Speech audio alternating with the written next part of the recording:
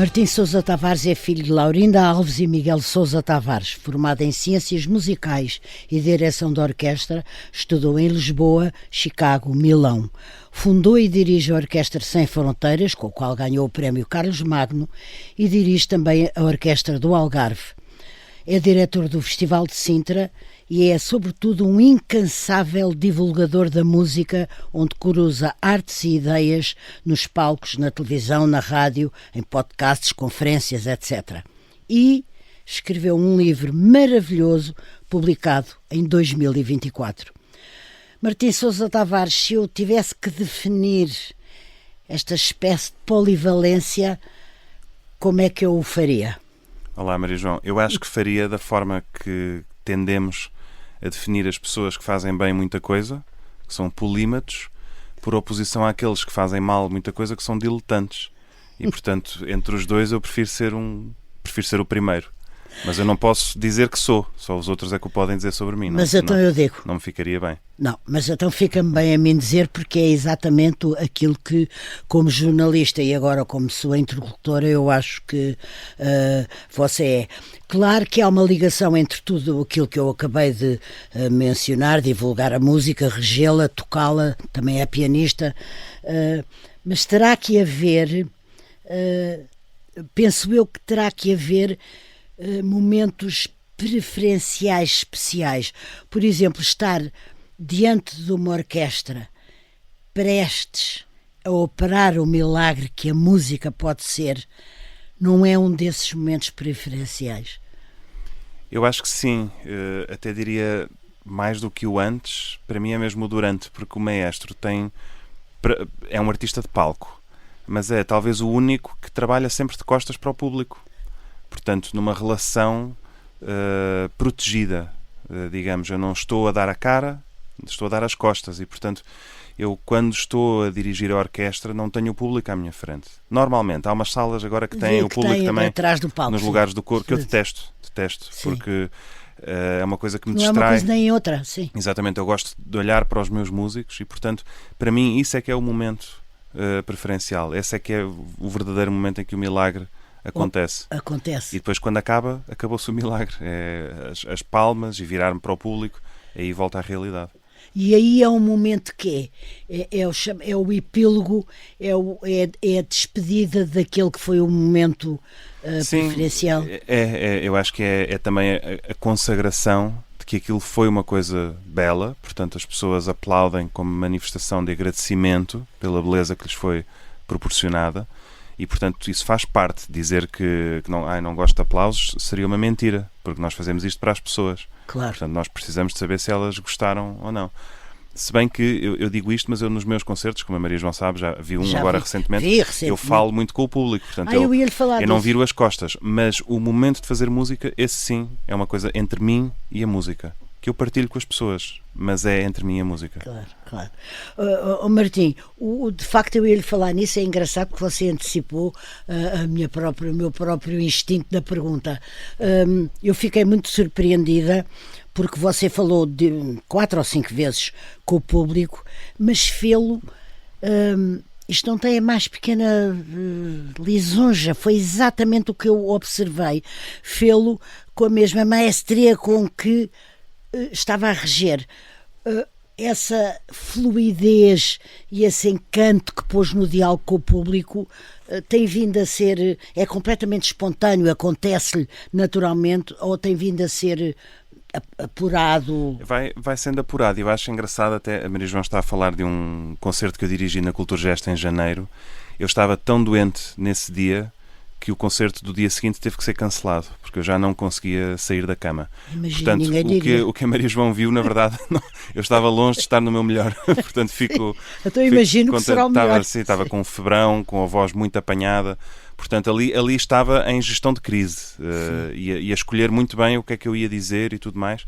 Portanto, até não sinto que estava no meu melhor. Mas isto para dizer que, mesmo estando no meu pior, eu acho fundamental não descartar esse lado da mediação, de dar a mão ao público e mostrar através um caminho. Da palavra, exatamente, do verbo e não já da música. Exatamente, e até através da subjetividade das minhas ideias, porque o que eu digo ao público não é que o Mozart nasceu em 1756 e morreu em 1700. Isso não importa, isso é factual, enciclopédico, são informações frias que não acrescentam a ninguém. O que eu disse ali era tudo subjetivo.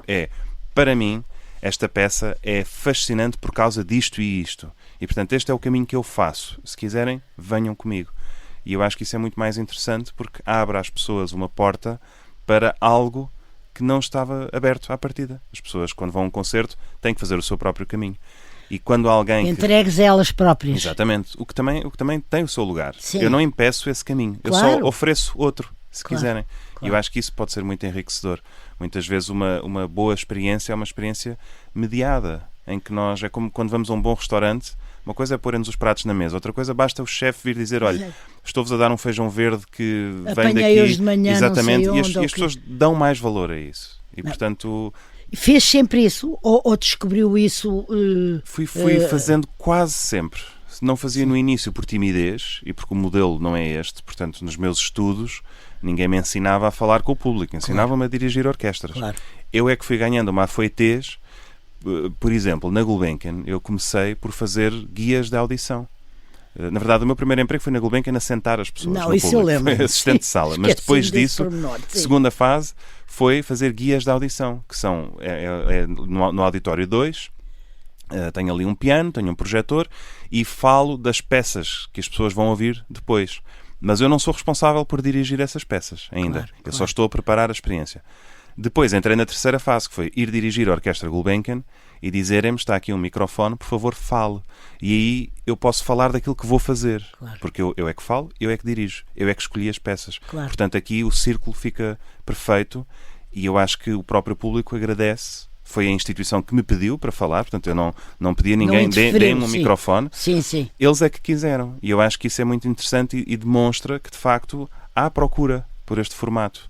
O músico entrar mudo e sair calado continuar a ser feito, mas não tem que ser a regra. Olha,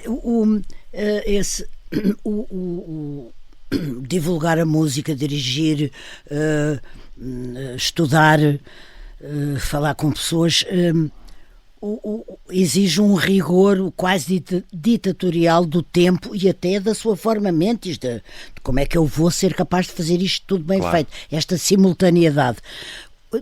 Você defende-se a si próprio ou digamos, consegue isso tudo com essa espécie de serenidade que nós lhe conhecemos, um tom de voz que raramente se altera, uma delicadeza que nós percebemos que é sua e que você usa no contacto com os outros? Sim, eu acho que a minha abordagem, e falo disto muitas vezes porque tenho muita procura para falar sobre liderança, há duas formas de trabalho diferentes que eu fui observando nos meus colegas, nos meus mentores, que há aqueles que querem ser responsáveis pelo resultado e aqueles que querem ter o controle do processo. E muitas vezes a pessoa não pode ter as duas coisas. Se quer controlar o processo, controlar exatamente o que é que cada músico está a fazer, não vai ter clarividência, perdeu-se em tantas batalhas que não vai conseguir governar o todo. Para governar o todo é preciso abrir mão do pequeno, das pequenas coisas. É preciso conseguir dar uma direção macro e fazer com que todos venham comigo. Mal ou bem, eu não consigo nunca 100% daquilo que imaginei, mas consigo 95%. Se eu quiser controlar cada pequena coisa, esse é o caminho da ditadura, não é? É querer carregar em todos os botões, fechar todas as torneiras, isto tem que ser exatamente como eu quero. Todos nossos. Exatamente. Sim. E aí eu não consigo controlar o resultado. Por absurdo que pareça, esse é o pior caminho para o fazer. E, portanto, eu acho que tenho, de facto, essa abordagem serena, mesmo perante momentos difíceis, de não querer nunca controlar o processo. Prefiro ser responsável pelo resultado final. Porque essa é a minha função. Enquanto líder de orquestras, as pessoas não lhes interessa saber como é que foi o ensaio. Interessa-lhes o concerto. E, portanto, eu claro. aponto ao concerto, não aponto ao controle dos ensaios. Claro. O Martim falou aí de conferências onde é convidado para falar, cujo tema central e único é a liderança, em breves, porque tenho tantas coisas para lhe perguntar, em breves momentos, gostou, é porque você teve que ter sinalizado alguma coisa para ser convidado para falar de liderança. Sim. Entretanto, sinalizou ao longo da sua vida, e isso é muito interessante. Gosta desses momentos também. Gosto, eles fazem muito sentido na minha vida, porque é um momento em que eu consigo ter um encontro com um público que não é um público do concerto. Portanto, eles não me vieram ver a dirigir uma orquestra. Claro.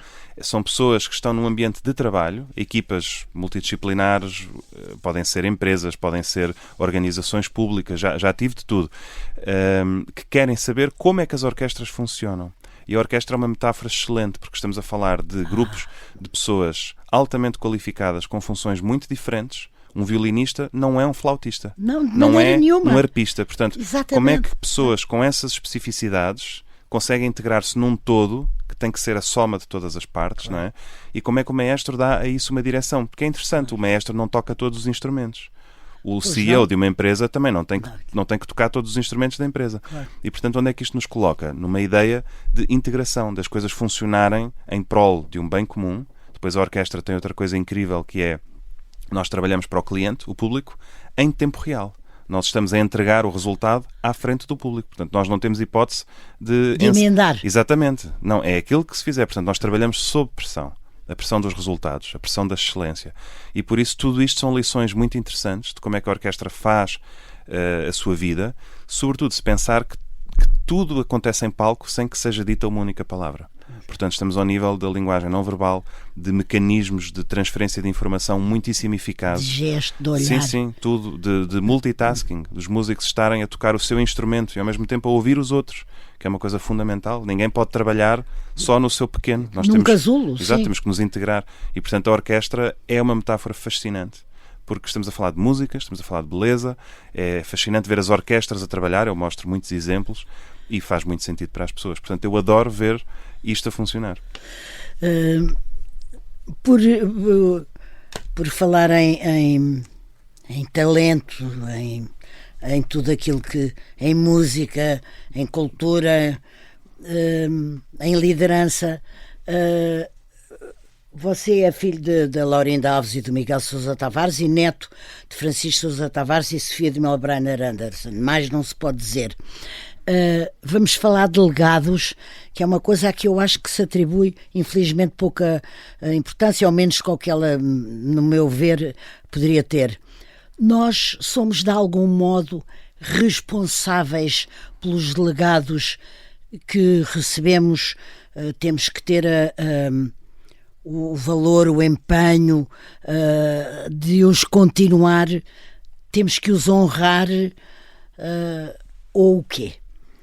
Assim, eu acho que o filho de padeiro não tem que ser padeiro, portanto não há uma obrigação, mas o se meu o filho... legado, deixe-me só dizer, claro. o legado era lato senso, Mas... foi um privilégio claro. do que se recebeu. Exatamente, o que eu quero dizer é, se o filho do padeiro quiser ser padeiro, vai ter que ser muito bom padeiro.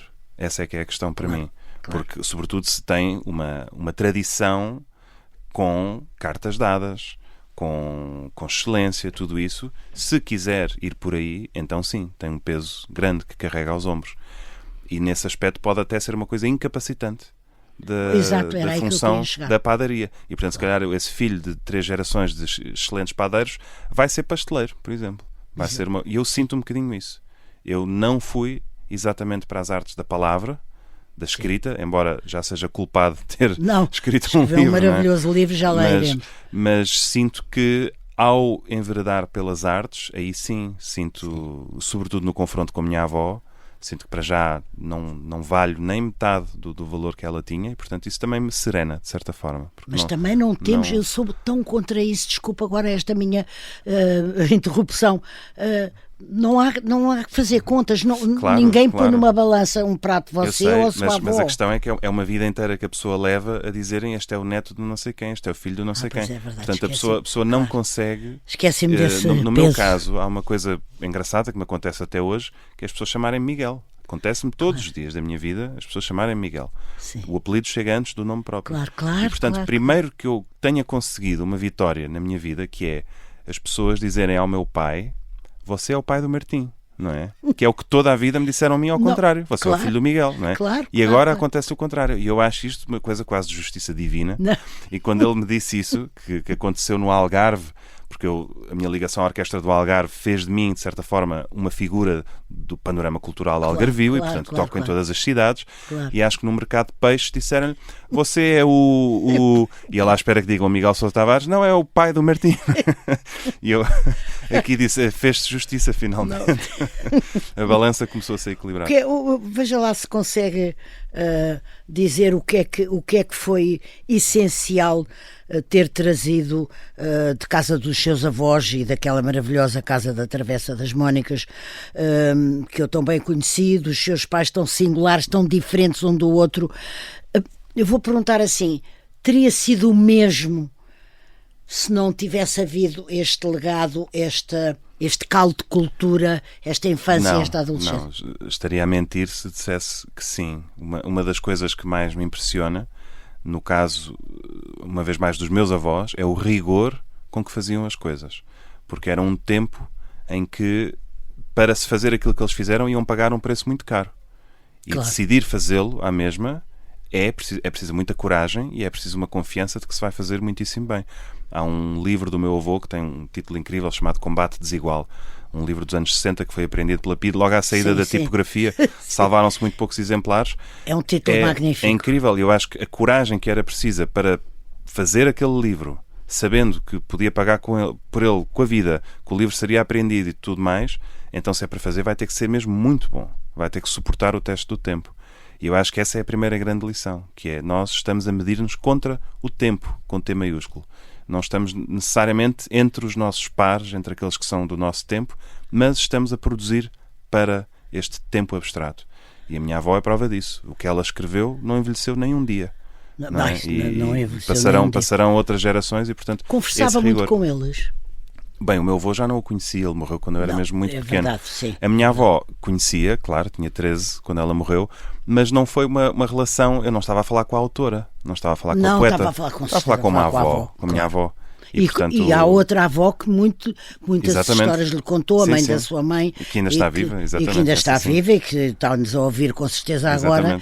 E que lhe contava histórias numa outra entrevista que eu lembro-me que o Martim me disse. Sim. Também é da fundamental, influência dela. São fundamentais para mim os dois lados dos avós, porque tenho esses dois avós paternos com um perfil muito exposto e muito combativos e tudo mais, e os outros dois, de um lado mais anónimo da vida, são de uma pequena aldeia da Beira Alta, mas a minha avó, por exemplo, foi das primeiras educadoras a especializar-se em crianças com deficiência em Portugal. E isto também era um ato de coragem, também era um ato de democracia, grande, claro. E uma forma de se atravessar e de ativismo. E, portanto, do lado destes avós maternos, eu aprendi sobretudo a bondade, esta entrega, a bondade, a intimidade, de uma forma que do lado do meu pai era muito diferente.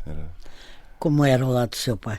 Este lado mais combativo da missão pública, de dar o peito às balas. Sim. E no caso dos meus avós maternos, não, é a bondade, os laços anónimos que se criam, ajudar uma pessoa. E ninguém tem que saber disso. A verdadeira caridade, a verdadeira beneficência. Exatamente. É isso mesmo, ninguém tem que saber. A verdadeira capacidade de serviço, de ir ter com o outro. Exatamente. De pensar no outro anonimamente. Exatamente. É formidável isso. Nem mais. Vamos fazer aqui um curtíssimo intervalo. Esperem por nós para seguir o Martim Sousa Tavares nesta sua viagem por ele próprio. Voltamos já.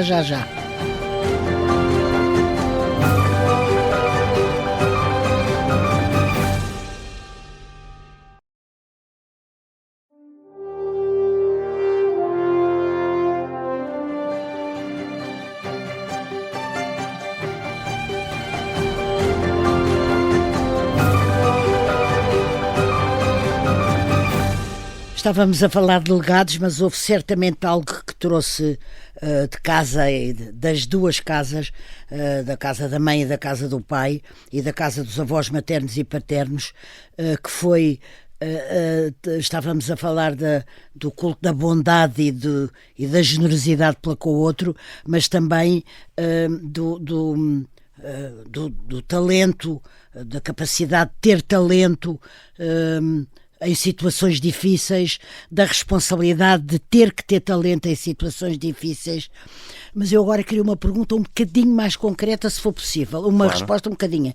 É possível ou alguma vez refletiu sobre isso, o que é que herdou concretamente da sua mãe, Laurinda Alves, e do seu pai, o Miguel Sousa Tavares? De um e do outro. São tão distintos. São. Personalidades tão diversas. É engraçado porque havia uma fase da minha vida em que me diziam que era muito parecido com o meu pai e agora estou na fase em que dizem que sou muito parecido com a minha mãe. Do lado do meu pai, eu acho que o meu pai pode ser uma pessoa muito desembestada. Tem uma ideia obstinada e o mundo pode estar contra ele e ele vai com essa ideia. Temos muitos exemplos disso. Exatamente. E isso para mim é uma aprendizagem. De que é possível viver assim, no sentido que se acreditarmos em alguma coisa, e mesmo que chovam flechas e pedras de todo o lado, não temos que vergar por causa disso. E portanto, eu lembro-me de ele se meter em várias polémicas e toda a gente estar contra ele e ele não vergar. E portanto isso é uma aprendizagem. Que eu não conhecia mais ninguém dessa forma. Não e um legado. Uma aprendizagem que se transformou num legado. Exatamente. E que me dá muita confiança de sentir que se eu acreditar que estou a fazer a coisa certa e que este é o caminho por onde tenho de ir, então eu vou. E sei que posso ir. Do lado da minha mãe, há esta herança direta dos meus avós, que é mesmo uma ramificação de um tronco maior, desta bondade de sentir que temos que ter um propósito naquilo que fazemos. Martim, como é que se dirige um festival? Porque no seu caso o de Sintra, que já dirige há 3 anos e que vai agora começar já em junho, cada festival tem que ter uma idiosincrasia própria, não é igual a outro. A que é que se atende na direção, a que é que teve que atender na direção deste específico Festival de Sintra? Partindo de critério ou com que requisitos é que este festival lhe pede? Bem, é um privilégio, porque o Festival de Sintra eu acho que é o mais mágico festival de música clássica que temos em Portugal. Para já é o mais antigo de todos. É o mais histórico. É um festival que tem raízes na Marquesa de Cadaval. Portanto, começa nessa Sintra palaciana de grandes elites culturais. A Marquesa de Cadaval recebia em sua casa a jovem Maria João Pires. Exatamente. E os melhores internacionais. Exatamente. O jovem Daniel Barenboim, a jovem Marta Argerich. Exatamente. Portanto, o festival tem esse começo muito forte. E esse cunho é uma assinatura. Exatamente, e portanto isso é uma fasquia que não pode perder, e na verdade o festival sempre foi forte nos pianistas e portanto eu gosto de continuar essa tradição e tivemos o András Schiff o ano passado. Exatamente. Vamos ter também, enfim, vamos andar nessa craveira. Vamos ter, diga mas lá um ou dois. Maria João Pires, por exemplo, vem, eu acho que fazer se calhar certamente os últimos recitais a solo da sua vida vai ser ali no Festival de Sintra, onde ela já tocou 14 vezes, portanto também há uma relação que importa. Sim. Claro. Importa ressalvar. Mas depois Sintra tem uma outra coisa mágica, que é, há muitas Sintras. Podemos pensar na Sintra palaciana, a tal Sintra do século XIX, daquelas quintas maravilhosas espalhadas pela serra, e portanto exploramos essas quintas, mas há a Sintra da natureza, do Parque Natural, da Serra de Sintra, que é uma coisa extraordinária, que por sua vez tem conotações fascinantes com o oculto, com o misticismo, tudo isso. Da regaleira, por exemplo, sim, aquele poço iniciático. Portanto, também isso se presta a muita coisa. Depois há a Sintra do Mar, que tem uma ligação com o oceano, o ponto mais ocidental da Europa, o Cabo da Roca, tudo isso, exatamente, e portanto com esta ideia de expansão atlântica. E depois há ainda a Sintra, que é o dormitório de Lisboa, onde vivem 400.000 pessoas numa relação com a cidade, e portanto são pessoas que têm direito também a ter cultura e a ter acesso a estes concertos. E portanto eu penso em tudo isto, penso na Marquesa de Cadaval, mas penso também nas pessoas que vivem em Mira Sintra, por exemplo, que têm que ter alguma coisa, e portanto e que você sabe que estarão lá. Exatamente, por isso o meu lema para o Festival de Sintra desde o primeiro dia é: eu quero que o Festival de Sintra tenha um programa que quem abrir aquela brochura, seja quem for, eu tenho a certeza que vai encontrar pelo menos uma coisa que lhe interessa. E portanto ele tem que ser muito bom, mas tem que ser mesmo eclético, porque é um festival que é todo pago pela Câmara de Sintra. Portanto, é um festival que tem que ser serviço público. Não pode ser para um nicho, não pode ser para uma elite, tem que ser, de facto, para todos. Serviço público. Exatamente. Claro. Quer levantar um bocadinho, abrir um bocadinho esse programa aqui para nós? Sim, olha, posso lhe dizer, além da por exemplo, João Pires, uma das coisas que eu decidi fazer no Festival de Sintra em 2023 e tem sido um sucesso, são os duelos de pianistas, que é um formato que parece uma provocação, não é? Pôr um pianista a tocar contra outro, mas isso é o quê? mas que tem uma tradição antiquíssima na história da música. O Mozart fez um duelo formidável contra o Clementi, o Beethoven fez um duelo formidável contra o Seibelt, o Liszt fez um duelo formidável contra o Thalberg. Isto fazia parte da cultura de salão e os artistas davam o seu melhor. E o que é que quer dizer exatamente quer dizer um que duelo? Tocam, imagine, cada um toca 4 vezes, mas intercaladas. Portanto, Claro. um responde ao Sim, outro. É uma sim. picardia. Sim, sim. E depois o público aplaude e quem tiver mais aplauso ganhou. Portanto, nós estamos... Isto não é um duelo até à morte, não é um duelo até sangrar, claro. É um duelo para honrar as musas. Não, pois, no exatamente, fundo. exatamente. Mas o que nós fazemos é nós medimos, temos lá uma pessoa a cronometrar Claro, o tempo. o aplauso de cada um e depois Claro. no fim fazemos o somatório e claro que ganham ambos e o duelo termina com eles a tocarem a 4 mãos. Portanto, Claro, claro, que são amigos e interessante. tudo mais. Mas quando eu fiz isto, pensei, isto é uma coisa arriscadíssima, então pedi a um colega musicólogo, que é o diretor do Museu Nacional da Música, para fazer uma palestra sobre os duelos, para se perceber que eu não enlouqueci. exatamente. Não, Isto é claro. uma coisa histórica.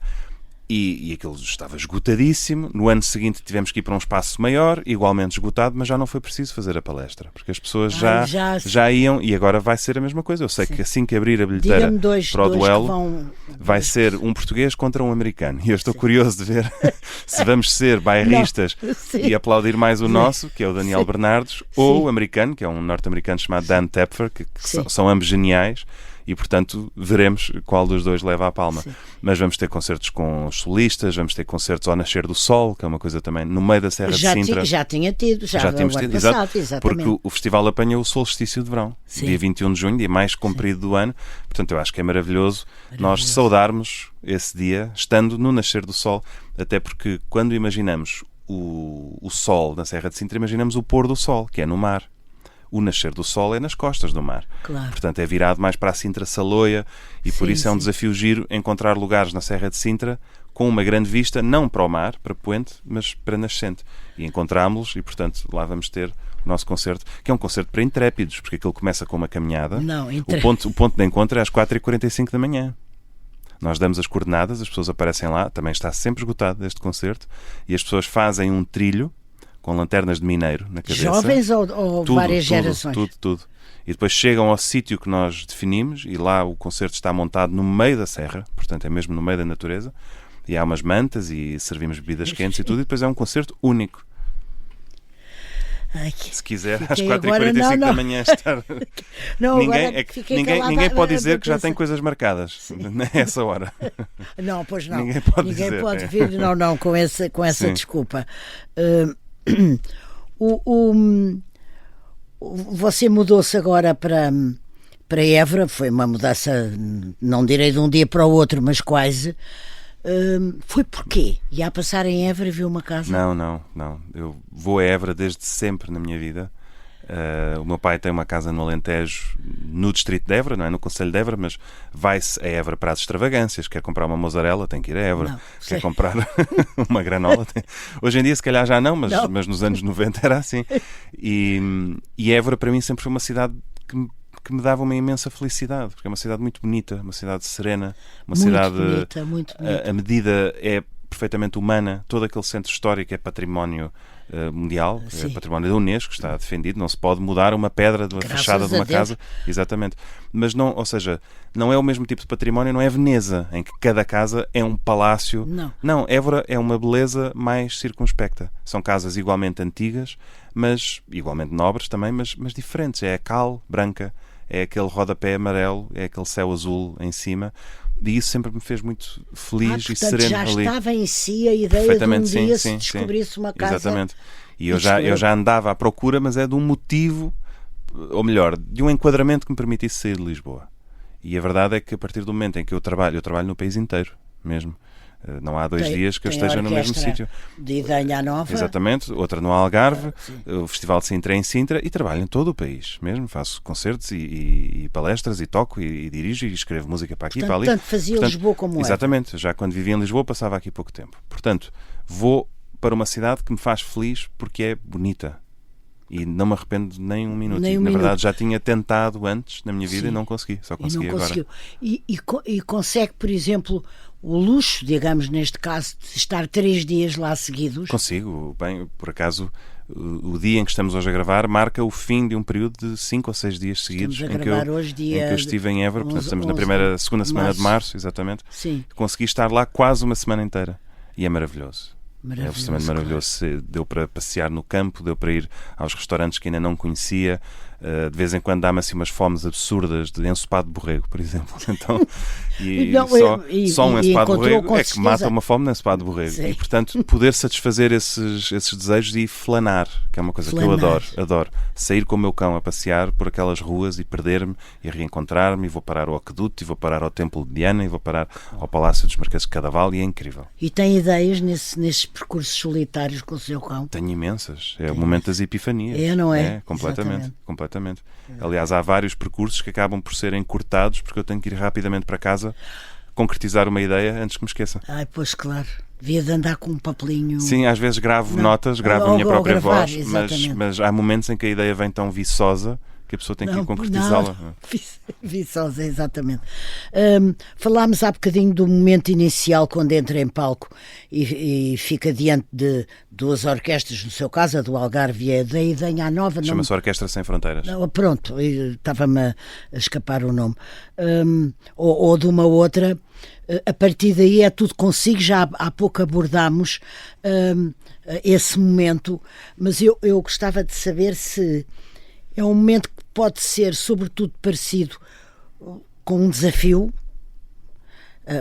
o desafio a si, como um risco, isto é comigo, ou também com uma imensa solidão, exatamente por ser consigo. Claro.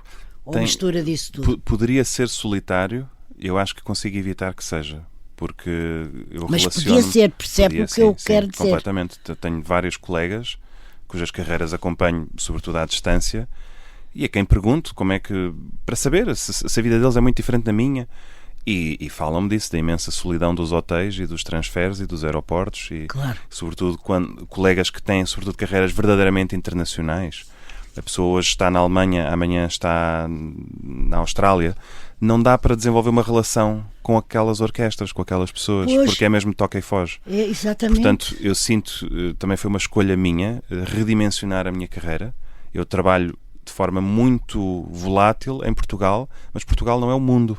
Portugal é Portugal. E, portanto, se eu vou a Braga 4 vezes por ano, ir a Braga 4 vezes por ano quer dizer que eu de 3 em 3 meses estou ali. Portanto, eu tenho uma relação com aquelas pessoas. Claro, o restaurante, o café, o hotel, etc. O hotel, o pequeno almoço. Portanto, exatamente. Por isso eu consigo já tenho amigos por todo o lado e aproveito sempre para ter vida social. É muito pois. Mas de qualquer maneira tem convites para o estrangeiro, de vez em quando vai. Tenho, mas é uma escolha, ou seja, quando eu decidi voltar para Portugal, foi uma escolha muito radical. Sim, claro, e portanto, uma escolha. Eu estou a pensar, eu sinto que neste momento eu estou casado com Portugal e eu tenho uma missão a cumprir em Portugal e sinto que chegará o dia em que eu sinto que já fiz suficiente em Portugal, posso agora pensar em mim e sair daqui e, portanto, concorrer a empregos fora de Portugal, outras orquestras, outros voos. Por agora, sinto-me um artista português. Você gosta de... aparentemente, quem o conhece ou quem o observe gosta quase tanto de divulgar a música e de cruzar as artes e as ideias enquanto nessa mistério de divulgador e misturar personagens, e faz isso na rádio, na televisão, etc. Faz parte do músico que é querer ampliar isso, levar a música também através da palavra, através das ideias, do seu curiosíssimo programa na RTP. Tudo são formas de passar a mesma mensagem. Mas às vezes a mensagem vai líquida, outras vezes vai em estado gasoso, outras vezes vai em estado sólido, outras vezes vai congelada, mas é sempre o mesmo conteúdo nutritivo. Eu sinto isso. Tudo são caminhos para chegar a mim e é aquilo que eu tenho para dar, que é no fundo a beleza da arte, a beleza da música. No fundo é o quê? O que é que tem para dar? É isso, eu sou uma porta aberta para a beleza. As pessoas não é a mim que têm que chegar, é aquilo aonde eu levo. Ou seja, eu não sou o destino final, eu não sou a paragem terminal, não é isso. Eu sou, quem leu o meu livro sabe isso, quem vê o meu podcast sabe isso. Eu estou sempre a distribuir jogo. Eu quero é sinalizar a beleza e dizer, venham através de mim para chegarem ali. Eu levo-vos pela mão. Exatamente. O que me interessa é, venham comigo e eu vou-vos mostrar o que é o Requiem de Mozart. Ou vou-vos mostrar uma tela do Amadeu. ou vou-vos mostrar uma fachada que nunca tinham imaginado numa cidade que conhecem da vida toda, mas nunca tinham olhado para aquilo daquela forma. Aliás, isso está no seu livro, mas sim, agora... a famosa janela do Caravaggio. Vou já ao livro, mas é como falou de Mozart, eu quero perguntar uma coisa. Dirigir uma cantata de Bach ou a grande missa de Mozart, não sei, é 400 e... Não, é porque eu quis me lembrar de capa. Bem, uma das minhas cantatas de Bach preferida, por acaso, é 404, mas sim, são todas incríveis. Todas incríveis, mas eu queria saber se é quase tocar aquilo que nos transcende. Nós sabemos que há sempre qualquer coisa que nos transcende. Eu queria saber se dirigir uma cantata de Bach pode ser ir mais além da nossa condição humana. É falar com Deus ou Ele a falar consigo? Posso dizer que sim. Por acaso, o próximo concerto que vou fazer tem uma cantata de Bach no programa. No próximo dia 5 de Abril, em Celurico da Beira, com a Orquestra Sem Fronteiras. Mas é um programa que já fiz aqui na temporada de Música em São Roque, em novembro passado, e vai passar também online. Nós gravámos esse concerto. E, portanto, é engraçado até porque é uma mesma cantata de Bach, que eu já tinha dirigido, que é a número 53, que é absolutamente sublime. E, portanto, eu dirigia em novembro passado, ela há de passar agora na televisão em breve, provavelmente esta Páscoa, depois em abril vou-me reencontrar com ela, e sinto sempre que é um patamar que está nos píncaros, e eu ando aqui nesta vida mundana, mas sei que aquilo está lá, e, portanto, no momento de eu voltar a estudar aquela peça, eu ascendo àquele lugar absolutamente incrível. Porque estamos e quando está a regê-la, ascendeu. Sim, é incrível. Aliás, esta cantata especificamente, se nos estiverem a ouvir e tiverem curiosidade, por favor, ouçam o início da cantata número 53, que chama-se Widerstehe doch der Sünde. Fiquem firmes contra o pecado. E o que o Bach faz, se eu tivesse um piano, tinha todo o gosto em mostrar isto à Maria João, gosto muito de fazer estas demonstrações, o que ele faz é uma música que ascende. Ascende, e portanto há uma nota que nunca muda, que é a nota mais grave, e ele vai acrescentando outras por cima disso, e nós sentimos que vamos fazendo uma escada que vai até ao céu, e é quando chegamos a esse céu é que a voz começa a cantar. Portanto, nós fazemos essa extensão. E eu lembro-me de estar a dirigir esta peça na Igreja de São Roque em novembro passado, e estou virado para o altar e tudo isso, e juro que senti que estava a subir, literalmente, estava a aproximar-me daquela imagem. A falar com Deus. Completamente. Se aquilo não é o toque de Deus, eu não sei o que é que mais pode ser, não é? O que é que mais pode ser? Tem que ser atirado ao chão, então, tipo São Paulo, não é? São Paulo é uma figura também extraordinaríssima. Sim. É pena não ter uma cantata. Martim, estamos... que pena a acabar. Eu gostava tanto de continuar isto. 1 minuto para você próprio me falar do seu extraordinário livro. Eu tenho medo de dizer mal. O nome é tão genial que eu tenho medo de dizer mal. O título chama-se Falar Piano e Tocar Francês. Portanto, é o contrário da frase feita. Claro. Que é uma frase que toda a gente conhece. Que era o quê? Era a receita para uma educação burguesa completa, sim, sobretudo das meninas bem-nascidas. Não, claro, se elas tocassem piano e falassem agora francês. Vamos ao livro, sim. E eu acho que eu desconstruí essa ideia, porque eu acho que nunca podemos ter uma receita completa, nós nunca podemos estar satisfeitos com aquilo que sabemos e aquilo que já vimos. E, portanto, não me interessa nada a menina que toca piano e fala francês. Interessa-me virar isso do avesso. E, portanto, o livro é uma tentativa de abrir 500 portas para arte, beleza, lugares, sítios, estados de espírito, tudo mais, sempre onde a beleza está nas suas muitas facetas, e dizer às pessoas: vão por aí, metam-se por essa estrada e vão por aí fora, com o entusiasmo que eu tenho. Portanto, é um livro narrado na primeira pessoa, coisas que eu próprio vivi e que subscrevo.